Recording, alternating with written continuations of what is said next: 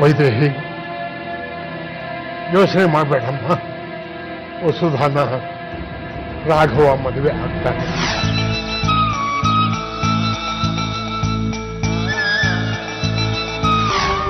ಇದು ನಿಮ್ಮಪ್ಪ ಸೀತಾರಾಮಯ್ಯ ನಿನಗೆ ಕೊಡ್ತಿರೋ ಮಾತು.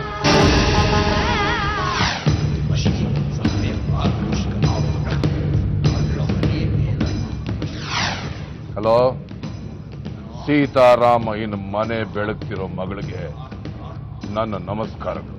ಕೊಂಕಿಟ್ಕೊಂಡು ಮಾತು ಯಾಕೆ ಶುರು ಮಾಡ್ತೀಯಪ್ಪ? ಒಗ್ಗಟ್ಟಿನ ಮನೆಯಲ್ಲಿ ನೀನು ಇರೋದು ನೆನ್ಸ್ಕೊಂಡ್ರೆ ಸಾಕು, ನನ್ನ ಮೈಯೆಲ್ಲ ಉರಿದೋಗುತ್ತೆ ಅಂಜಲಿ. ಈ ಮನೇಲಿ ಇರೋ ಕಾರಣಕ್ಕೆ ಈ ಒಗ್ಗಟ್ಟಿನ ದೋಣಿಗೆ ಒಂದ್ ದೊಡ್ಡ ಬಿರುಕು ಮೂಡ್ಸೋಕೆ ಸಾಧ್ಯ ಆಗಿದ್ದು. ಇಲ್ಲಿ ಬಿರುಕು ಮೂಡಕ್ಕೆ ಶುರು ಆದ್ರೆ ಎಲ್ರನ್ನು ಮುಳುಗ್ಸತ್ತೆ ಈ ದೋಣಿ. ಏನಾಯ್ತು, ಅಷ್ಟೊಂದು ಸಂತೋಷದಲ್ಲಿದ್ಯಾ? ಹೌದಪ್ಪ, ನನಗ್ ತುಂಬಾ ಸಂತೋಷ ಆಗ್ತಿದೆ.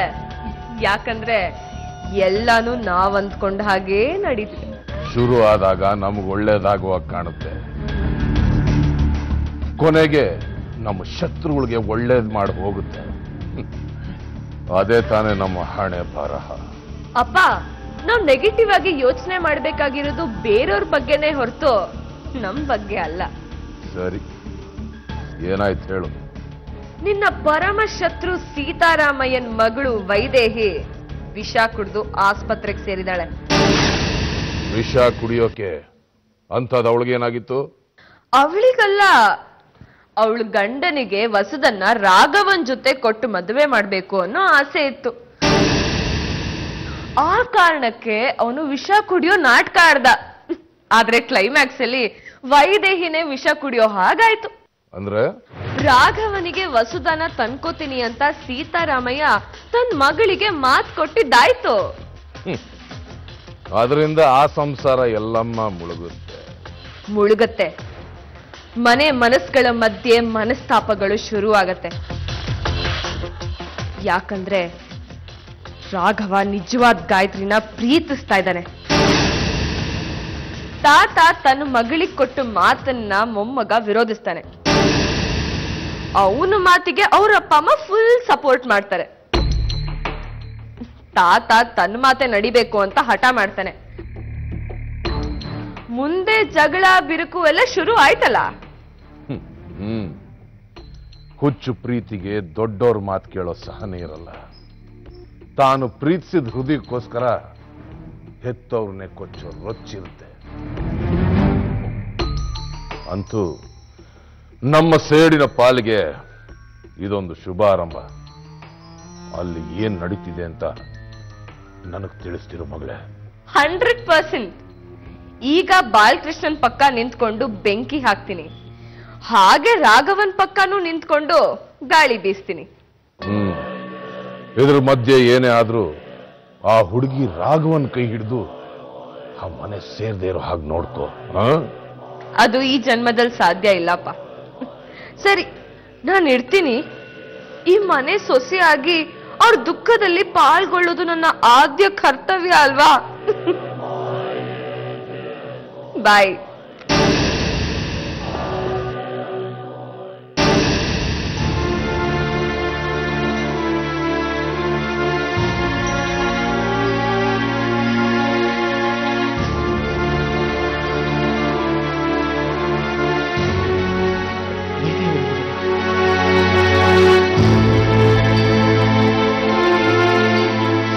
ವಸುಧಾನ ರಾಘವ ಮದುವೆ ಆಗ್ತಾನೆ.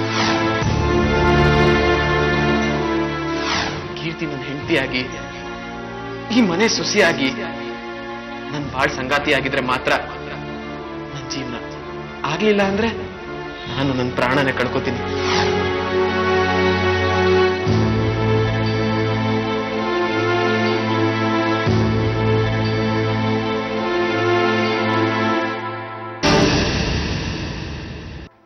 ಮಾರುತಿ, ಏನಾಯ್ತು? ಅತ್ತೆ ಯಾಕೆ ವಿಷ ತಗೊಂಡ್ರಂತೆ? ಇಷ್ಟಕ್ಕೂ ನಮ್ಮನೇಲಿ ಅವ್ರಿಗೆ ಏನ್ ತೊಂದರೆ ಆಗಿತ್ತು ಹೇಳು? ಮಾತಾಡೋ ಮಾರುತಿ, ಏನಾಯ್ತು? ಏನಕ್ಕೇನು ಮಾತಾಡ್ತಿಲ್ಲ ನೀನು?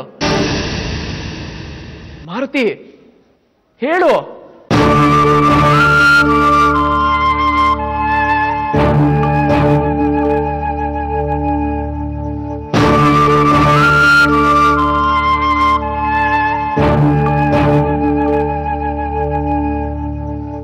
ಕೇಶವ, ಏನಾಯ್ತು? ಮಾರುತಿನ ಏನು ಮಾತಾಡ್ತಿಲ್ಲ, ನೀನಾದ್ರೂ ಹೇಳು. ಟೆನ್ಷನ್ ಮಾಡ್ಕೊಬಿಡ ಕಣೋ, ಏನೂ ಆಗಿಲ್ಲ.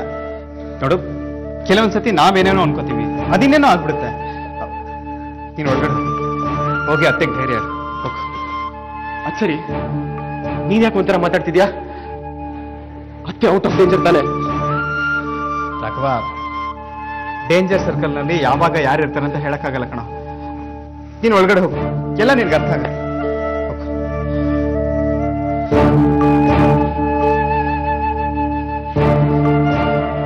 ರಾಘವ, ಹೋಗು, ಮೊದಲು ಹೋಗಿ ನಿಮ್ಮ ಅತ್ತೆಗೆ ಧೈರ್ಯ ಹೇಳು. ನೀವ್ ಹೇಳ್ದ ಕೇಳ್ದೋ ನಾವು.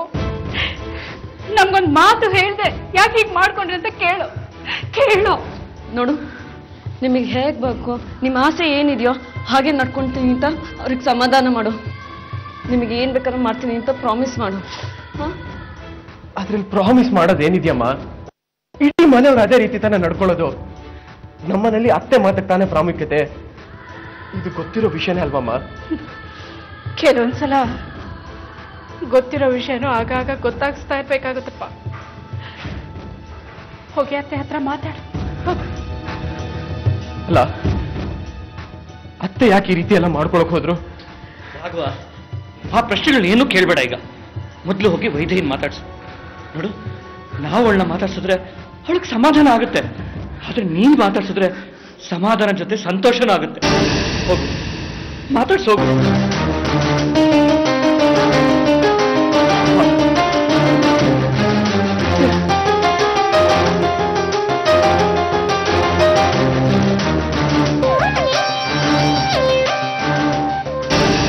ಈ ವಿಷಯ ಪ್ಲಾನ್ ಎಲ್ಲ ನನ್ನ ಗಂಡನದು ಅಂತ ಇವಳು ಈಗಂತೂ ಹೇಳೋಕ್ಕಾಗಲ್ಲ. ಯಾಕೆಂದ್ರೆ ಈಗ ಅವಳು ಮಾತಾಡೋಷ್ಟಾಗಲೇ ಇಲ್ಲ. ಮಾತು ಬಂದ ಮೇಲೂ ಇವಳು ಹೇಳಬ. ಆ ರೀತಿ ಏನಾದ್ರೂ ಮಾಡ್ಬೇಕು. ಅದೇ ನನಗೆ ಕಷ್ಟ ಅಲ್ಲ. ಸದ್ಯಕ್ಕೆ ನನ್ನ ಮಗ ಮದುವೆ ಬಗ್ಗೆ ಕನಸು ಕಾಣೋಣ. Raghava weds Vasudha, Vasudha weds Raghava. This is good.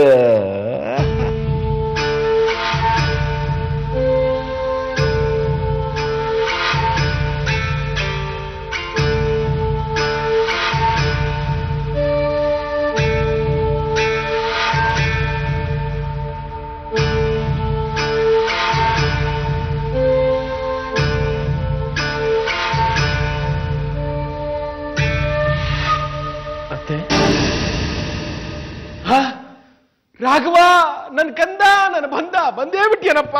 ನೋಡಪ್ಪ, ಮತ್ತೆ ಎಂತ ಕೆಲಸ ಮಾಡ್ಕೊಂಡಿದ್ದಾಳೆ ನೋಡಪ್ಪ. ಕಣ್ಬಿಟ್ಟು ನೋಡು.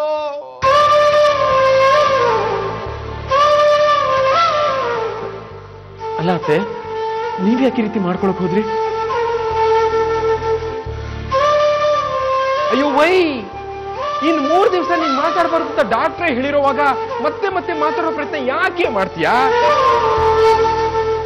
ನೀನೇನು ಹೇಳಬೇಕು ಅಂತಿದೆಯೋ ರಾಘವನ್ಗೆ, ಅದನ್ನ ನಾನೇ ಹೇಳ್ತೀನಿ ಬಿಡು. ಗಂಡನಾದವನ್ಗೆ ಹೆಂಡತಿ ಮನಸ್ಸಿನ ಭಾವನೆ ಅಷ್ಟು ಅರ್ಥ ಆಗೋದಿಲ್ಲ ಹೇಳು. ಅಯ್ಯೋ ವೈ, ಇರೋ ವಿಷಯ ಹೇಳೋದು ಬೇಡ ಅಂದ್ರೆ ಹೇಗೆ? ಹೇಳ್ತೀನಿ ಬಿಡು. ನೋಡೋ, ಕೇಳಿ ರಾಘವ ನಮ್ಮನೆ ಹುಡುಗ, ನಮ್ಮ ಫ್ಯಾಮಿಲಿ ಬಗ್ಗೆ ಅವನಿಗೂ ಕಾಳಜಿ ಇರುತ್ತಲ್ವಾ? ರಾಘವ, ಮೊದಲು ನಿಮ್ಮ ಅತ್ತೆಗೆ ಸ್ವಲ್ಪ ಧೈರ್ಯ ಹೇಳಪ್ಪ. ನೀನ್ ಹೇಳೋ ಮಾತಿಂದ ಅವಳಿಗೆ ಸಮಾಧಾನ ಸಿಗ್ಬಹುದು.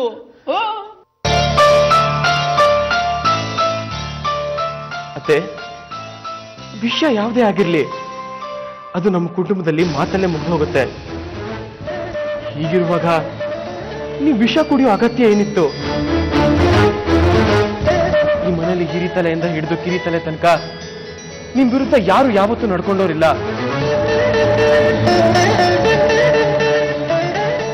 ಅತ್ತೆ, ಇದು ನಾನು ನಿಮ್ಮ ಮೇಲೆ ಪ್ರಮಾಣ ಮಾಡಿ ಹೇಳ್ತಿರೋ ಮಾತು.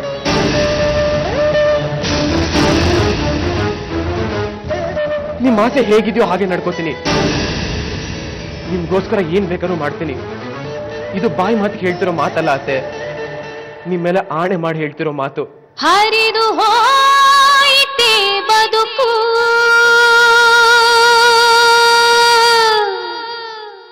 ಮುಳುಗಿ ಹೋಯಿತೆ ಕನಸು, ಯಾವ ಪ್ರವಾಹವಿದು ಕೊಚ್ಚಿ ಹೋಗುತ್ತಿದೆ ಪ್ರೀತಿ, ಪ್ರೀತಿಗೆ ಇಲ್ಲವೇ ನೀತಿ. ವೈ ನೋಡಿದ್ಯೇನೆ ನಮ್ ರಾಘವಂದು ಎಂಥ ದೊಡ್ಡ ಮನಸ್ಸು ಅಂತ. ವಿಷಯ ಏನು ಅಂತ ತಿಳ್ಕೊಳ್ದೇನೆ ನಡೆಸ್ಕೊಡ್ತೀನಿ ಅಂತ ಪ್ರಾಮಿಸ್ ಮಾಡ್ತಿದ್ದಾನಲ್ಲೇ. ಇಂಥ ಅಳಿಯ ಸಿಗಬೇಕು ಅಂದ್ರೆ ನೀನ್ ಏಳು ಜನ್ಮದ ಪುಣ್ಯ ಮಾಡಿರ್ಬೇಕು.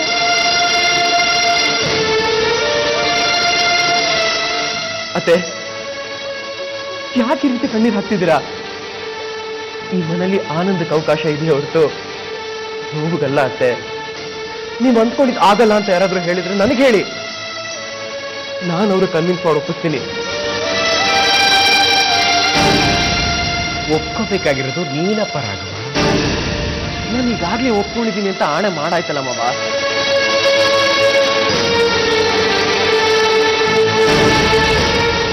ಇನ್ಯಾಕೆ ಯೋಚನೆ ಮಾಡ್ತೀಯಾ?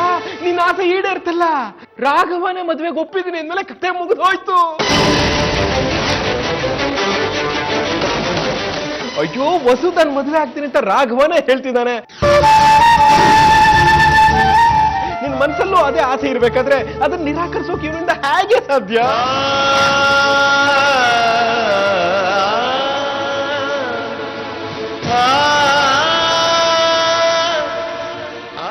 ಏನ್ ಹೇಳ್ತಿದ್ದೀರ ಮಾವ? ಹೌದು ರಾಘವ, ಇದೇ ವಿಷಯನ ಮನ್ಸಲ್ಲಿ ಇಟ್ಕೊಂಡು ನೀವು ಮತ್ತೆ ವಿಷಯ ಕೊಡ್ತಿರೋದು. ಬಾಯ್ ಬಿಟ್ಟು ಹೇಳಿದಿದ್ರೆ ನೆರವೇರ್ತಿದ್ದ ಮಾತ್ಗೆ ವಿಷ ಕುಡ್ದಿದ್ದಾಳಪ್ಪ. ನಾನು ರಾಘವನ್ ಜೊತೆ ವಸುಧಾ ಮದುವೆ ಮಾಡ್ತೀನಿ ಅಂತ ಮಾತು ಕೊಟ್ಟೋದ್ರು.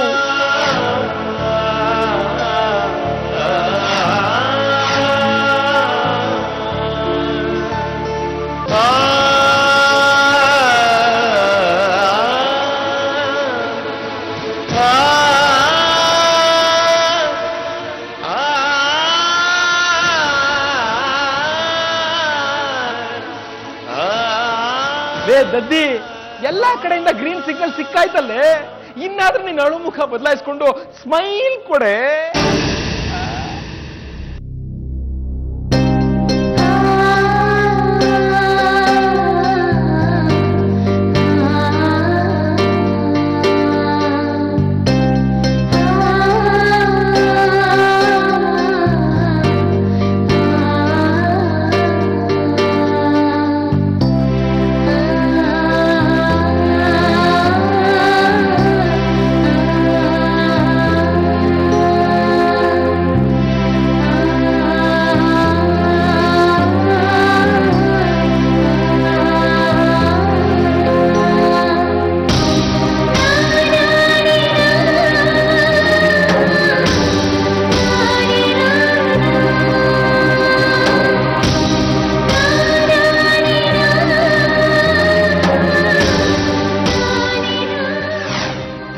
ಯಾರು ಇಲ್ಲ, ಇರೋರ್ ನೆನಪು ಬರ್ತಿಲ್ಲ ಅಂತ ಯೋಚನೆ ಮಾಡಕ್ ಹೋಗ್ಬೇಡ ಕೀರ್ತಿ. ನಿನ್ನ ಪ್ರಪಂಚದಲ್ಲಿ ನಾನಿದ್ದೀನಿ, ಯಾವತ್ತಿಗೂ ಇರ್ತೀನಿ. ಒಂದಂತೂ ಸತ್ಯ, ನನಗೆ ಎಷ್ಟೇ ಜನ್ಮ ಇದ್ರು ಪ್ರತಿ ಜನ್ಮದಲ್ಲೂ ನೀನೇ ನನ್ನ ಹೆಂಡತಿ, ನಾನೇ ನಿನ್ನ ಗಂಡ. ನಮ್ಮನ್ನು ಯಾರು ದೂರ ಮಾಡಕ್ಕಾಗಲ್ಲ. ತುಂಬಿದ ಫ್ಯಾಮಿಲಿಗೆ ನೀನು ಬರ್ತಿರೋದಿದೆಯಲ್ಲ, ಅದಿನ್ನೂ ಖುಷಿ ಕೀರ್ತಿ.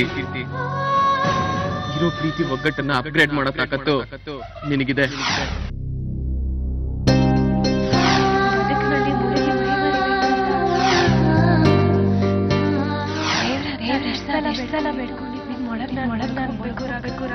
ಮತ್ತೆ ಅಲ್ಲಿ ನಾನು ಹುಡುಕಿದ್ರು ನೀವೇ ಸಿಗ್ಬೇಕು. ನದಿಗೆ ತಿರುವುಗಳು. ನಾನು ಎಲ್ಲೂ ಹೋಗ್ತಿಲ್ಲ, ಇಲ್ಲೇ ಬೇಗ ಬಂದ್ಬಿಡ್ತೀನಿ. ಕಡಲು ಕನಸು ದೂರ ನದಿಗೆ ಕನಸುಗಳು ನೂರಾರು.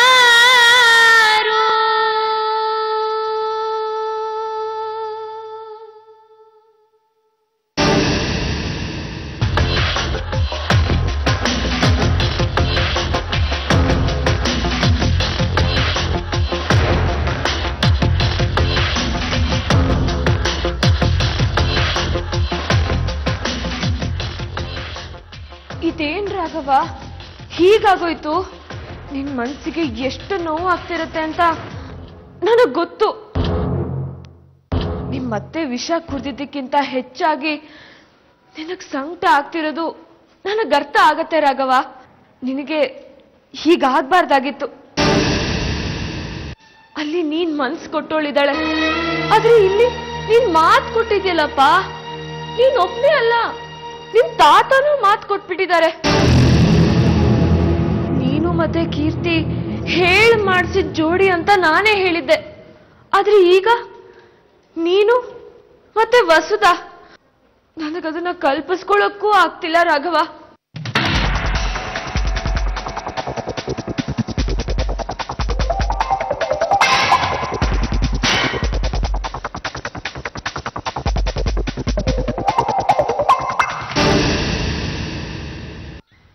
ದೇವ್ರೆ, ಇದೇನಪ್ಪ ನಿನ್ನಾಟ? ಅಲ್ಲ, ನನ್ನ ಜೀವನದಲ್ಲಿ ಮೊದಲಿಂದಲೂ ಎಲ್ಲದನ್ನೂ ಕಳ್ಕೊಂಡೇ ಬೆಳೆದೋಳು ನಾನು ನಮ್ಮವರು ಅನ್ನೋ ಸಂಬಂಧಗಳನ್ನ ಹುಟ್ಟೋಕ್ ಮುಂಚೆನೆ ಕಳ್ಕೊಂಡೆ. ಆಮೇಲೆ ನನ್ನ ತಂದೆನ ಕಳ್ಕೊಂಡೆ. ಇನ್ನೇನ್ ಬದುಕು ನನ್ನನ್ನ ನನ್ನ ಕಾಲ್ ಮೇಲೆ ನಿಲ್ಲೋ ಹಾಗೆ ಮಾಡುತ್ತೆ ಅನ್ನೋ ಸಮಯದಲ್ಲಿ ನನ್ನ ತಾಯಿನೂ ಕಳ್ಕೊಂಡೆ. ಅವಳು ಹೇಳಿದ ಮನೆ ಸೇರೋಕ್ ಮುಂಚೆ ನನ್ನನ್ನೇ ನಾನು ಕಳ್ಕೊಂಡೆ. ಆ ಮಧ್ಯೆ ನಾನು ಏನೇನ್ ಪಡ್ಕೊಂತಿದ್ನೋ ಅದೆಲ್ಲ ನಂದೇ ಅನ್ನೋ ಭ್ರಮೆಲಿದ್ದಾಗ ಅಲ್ಲ ಅಂತ ತಿಳಿಸಿ ನನ್ನ ಬದುಕನ್ನ ಬೇರೆ ಕಡೆ ತಿರುಗಿಸೋ ಸಮಯದಲ್ಲಿ ನನ್ನ ಪ್ರೀತಿನ ಕಳ್ಕೊಂಡೆ.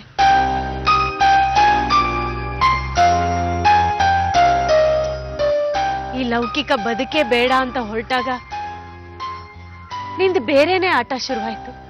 ಈಗ ನಾನು ಏನೇನ್ ಕಳ್ಕೊಂಡ್ನೋ ಅದಕ್ಕೆಲ್ಲ 2ರಷ್ಟು ಕೊಡ್ತಿದ್ಯಾ. ನಾನು ಯಾವ ಮನೆ ಬೆಳಗ್ಬೇಕು ಅನ್ಕೊಂಡಿದ್ನೋ ಆ ಮನೆ ಸೇರೋ ಹಾಗೆ ಮಾಡ್ತಿದ್ಯಾ. ಆದ್ರೆ ಆ ಮನೆ ಗೊತ್ತಿಲ್ಲದ ಸಮಯದಲ್ಲಿ ಆ ಮನೆಯವರೊಬ್ಬನ ಜೊತೆ ನನ್ನ ಪ್ರೀತಿ ಬೆಸ್ತಿದ್ಯಾ. ಆ ಪ್ರೀತಿನ ಮತ್ತೆ ಕಳ್ಸಿದ್ಯಾ. ಅವ್ರ ಜೊತೆ ಕೈ ಹಿಡ್ದು ನಾನ್ ಬಯಸಿದ ಮನೆ ಸೇರೋ ಹಾಗೆ ಮಾಡ್ತಿದ್ಯಾ. ನೀನ್ ಮಾಡ್ತಿರೋ ಸಹಾಯಕ್ಕೆ ನಿನಗೆ ಹೇಗ್ ಕೃತಜ್ಞತೆ ಹೇಳ್ಬೇಕು ಅಂತ ನನ್ಗೆ ಅರ್ಥ ಆಗ್ತಿಲ್ಲ ದೇವ್ರೆ. ನನಗೆಷ್ಟು ಸಂತೋಷ ಆಗ್ತಿದೆ ಗೊತ್ತಾ. ನನಗಾಗ್ತಿರೋ ಸಂತೋಷನ ನಿನ್ ಕೈಯಲ್ಲಿ ಊಹಿಸ್ಕೊಳ್ಳೋದಕ್ಕೂ ಸಾಧ್ಯ ಇಲ್ಲ. ಆದ್ರೆ ನಿನ್ನ ಕೈ ಮುಗಿದ್ ಕೇಳ್ಕೊಳ್ತೀನಿ ದೇವ್ರೆ, ಈ ಸಂತೋಷನ ಮತ್ತೆ ನನ್ನಿಂದ ಕಿತ್ಕೊಳ್ಬೇಡ. ಈ ಸಂತೋಷನ ಹೀಗೆ ಇರೋ ಹಾಗೆ ಮಾಡಪ್ಪ, ಹೀಗೆ ಇರೋ ಹಾಗೆ ಮಾಡು. ನದಿಗೆ ತಿರುವುಗಳು ನೂರಾರು, ಕಡಲು ಕನಸು ದೂರ, ಕಲ್ಪನೆಯ ಕಣ್ಣಿಗೆ ರೆಪ್ಪೆ ತೀರ,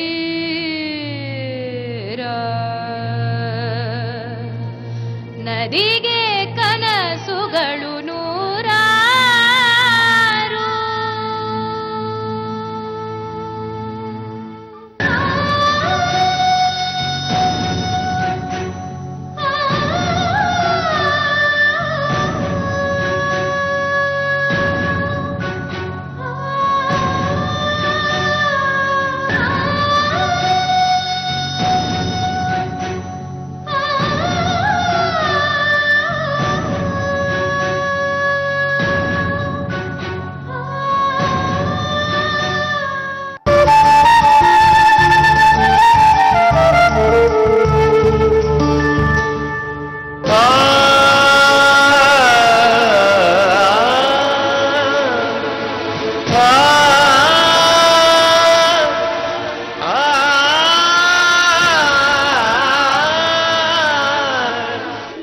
ಸೊಸೆ